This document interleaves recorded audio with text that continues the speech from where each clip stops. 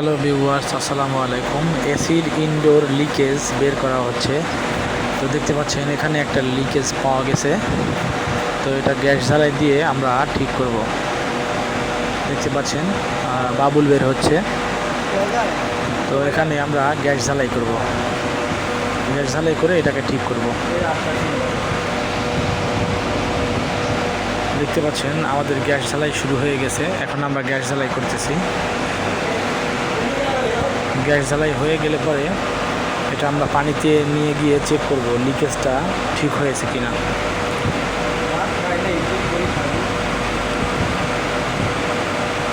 এটা হচ্ছে ইনডোর, এসির ইনডোর লিকেজ হয়েছে, যার কারণে এসিটা ঠান্ডা হচ্ছিল না।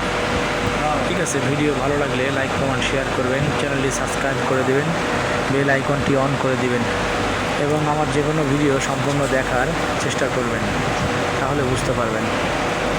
ঠিক আছে, ভালো থাকবেন, ধন্যবাদ।